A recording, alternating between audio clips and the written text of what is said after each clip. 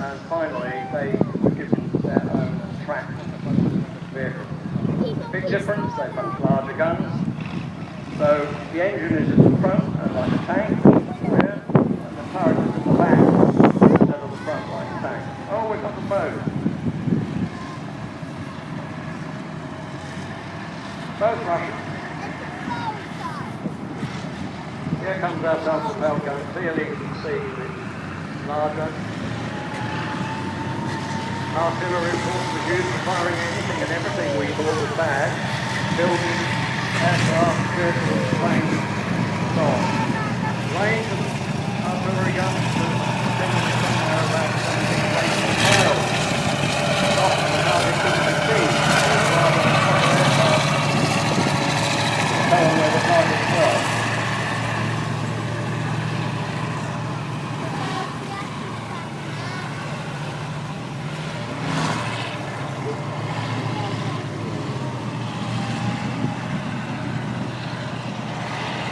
The gun on the SPG is 152 millimeters,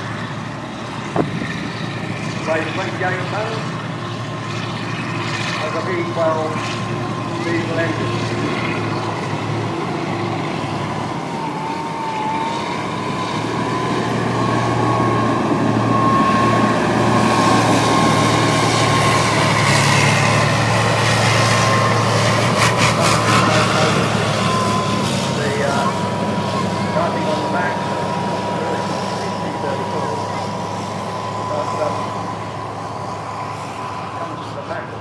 Service in Iraq, first Gulf War, like all the Russian stuff we've got brought back here for assessment by the Ministry of Defence. Now this is the boy coming down here, very valuable vehicle. That dish on the turret top is in fact a radar screen. The purpose of this is to detect enemy artillery shells or mortar shells in flight coming towards us. Detection, picking up, and instruct. Things like the self-propelled guns are not out of the sky. Again, you've got the pointed nose, so it is an amphibious vehicle.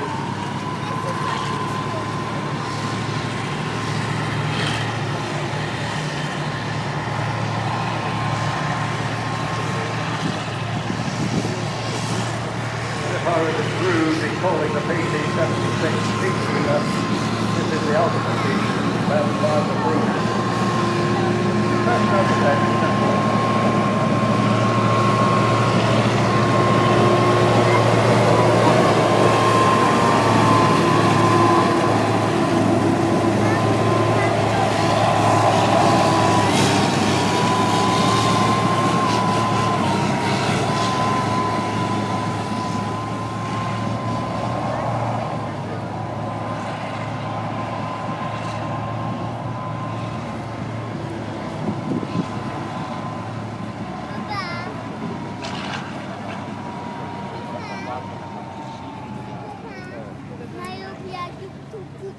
I don't attempt to speak Russian.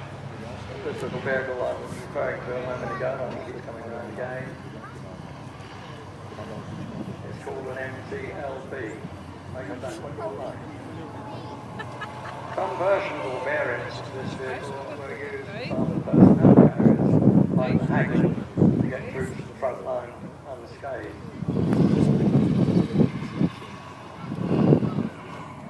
There it comes again.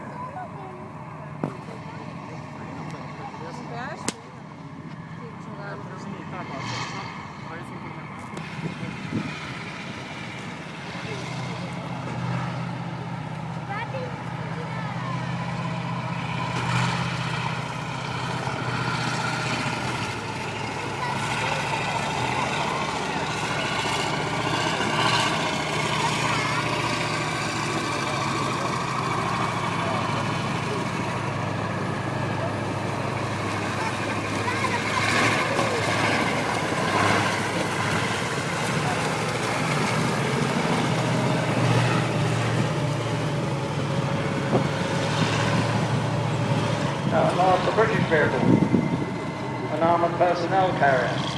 Carries no armament, it's just armoured, and its purpose, like the others, is to get the troops to the front line on stage. Universally, as the FP fighting vehicle, 432 and doesn't and hasn't had officially a name. All British Army vehicles have names, and this one did when it was born, around about 1963. At that time, there was a car company in Bradford called the Jowett Car Company, and they made a van called Trojan.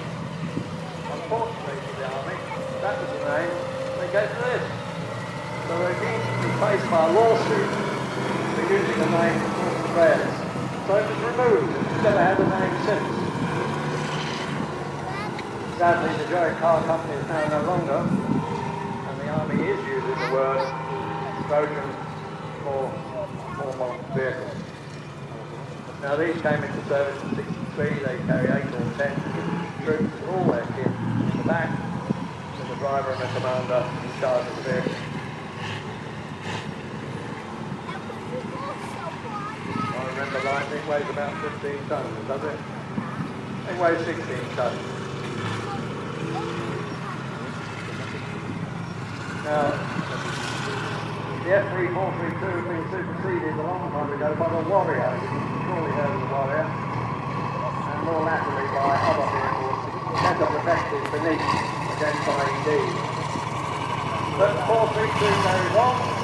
They're used against the private and frontline. They're used to bring injured people back to the front line. So they're not wasted, they're still around.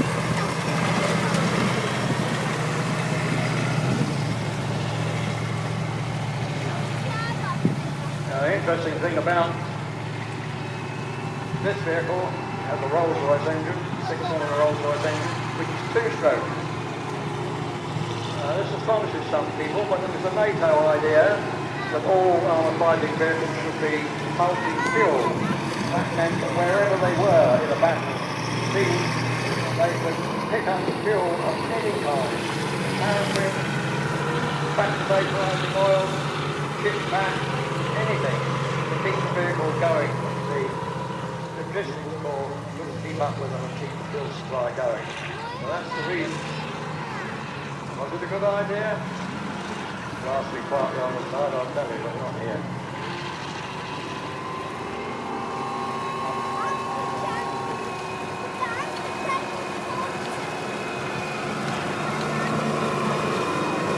Another word about the Russian stuff.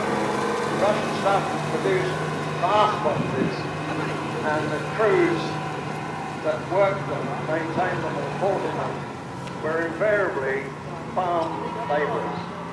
So they are exceedingly simple to drive and maintain, and you needed about 5 tools.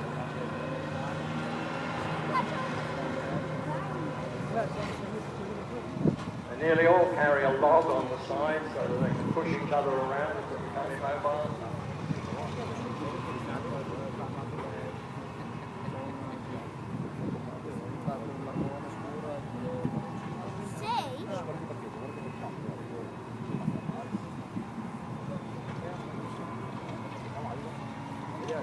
Now all fighting vehicles fail in the battlefield. First priority, of course, is to rescue the crew. The second is to retrieve the vehicle if at all possible.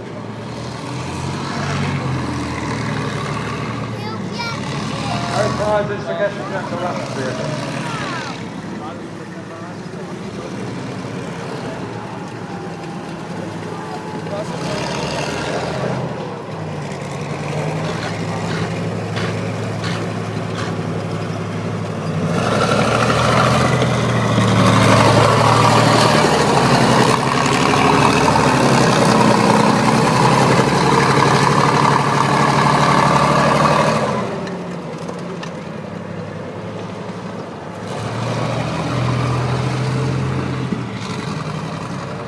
Seen the Russian main battle tank T-34, and in interior, very closely related, is the BT-34. This is a recovery vehicle.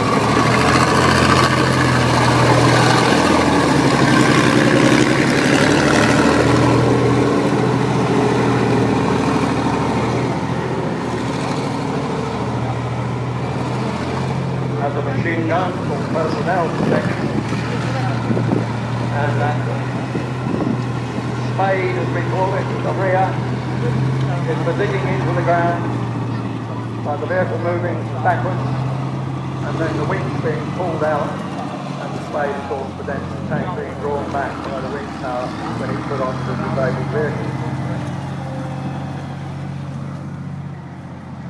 A vehicle like this in the British Army would be operated by REMEs, Royal Electrical and Mechanical Engineers. That was their job. Their motto was, "You call, we haul."